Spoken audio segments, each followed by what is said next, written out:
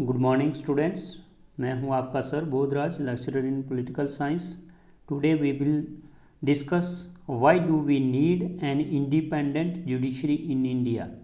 India में हमें independent judiciary की ज़रूरत क्यों है। अब देखिए, the success of a working democracy is dependent upon N independent judiciary, कि जो वर्किंग डेमोक्रेसी हमारे देश में चल रही है उसकी सफलता के लिए इंडिपेंडेंट जुडिशरी का होना बहुत ज़रूरी है। The need for an independent judiciary in India explained on the following grounds. Need जो है, ज़रूरत है इंडिपेंडेंट जुडिशरी की, उसके पॉइंट जो हैं वो एक्सप्लेन किए जा रहे हैं। फर्स्ट है interpretation of the constitution.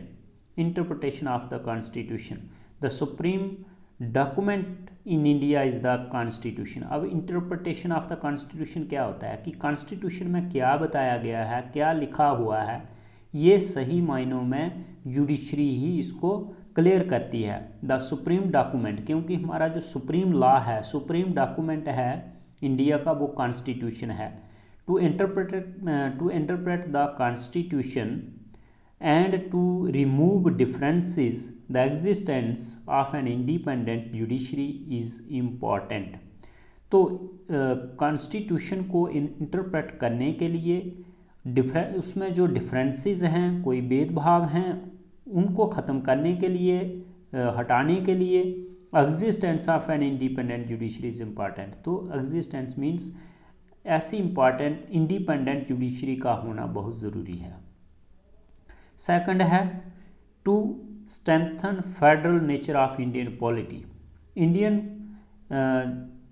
Indian polity की फेडरल नेचर को मजबूत करने के लिए भी जुडिशरी का होना ज़रूरी है।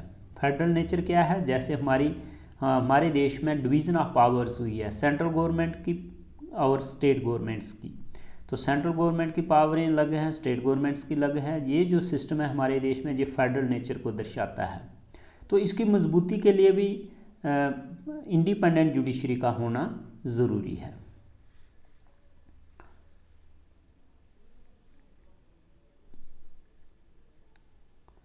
To strengthen federal nature of Indian polity, a federal government was established in India where powers were divided between centre and states. हमारे देश में क्या किया गया था, फेडरल गवर्नमेंट स्टैब्लिश की गई थी, where powers were divided between centre and states, जहां पर पावरें जो है हमारे देश में डिवाइड की गई थी सेंट्रल और स्टेट गवर्नमेंट के बीच में। When the disputes are arises between centre and states on matters related to division of powers, जब क्या होता है,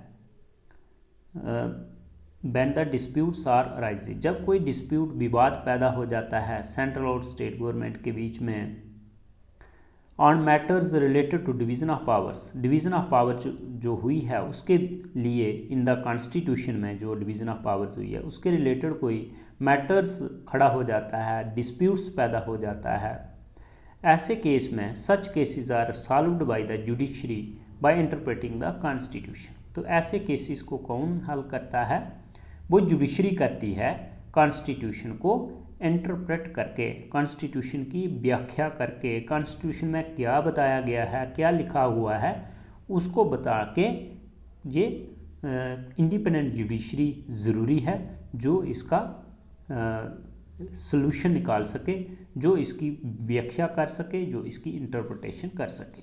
थर्ड पॉइंट है guardian of fundamental rights. Independent judiciary की थर्ड हमें ज़रूरत है कि ये गार्डियन है। गार्डियन मीन्स रखवाला, रखवाली करती है जुडिशरी, फंडामेंटल राइट्स की भी गार्डियन है। If the fundamental rights are, रक्षक, गार्डियन मीन्स रक्षक। If the fundamental rights are taken away, अगर हमारे फंडामेंटल राइट्स को वायलेट कर दिया जाए, टेकन अवे कर दिया जाए, और violated by the state judiciary protects them by the state judiciary protects them, तब जुडिशरी को प्रोटेक्ट करती है। Judiciary acts as a guardian of fundamental right.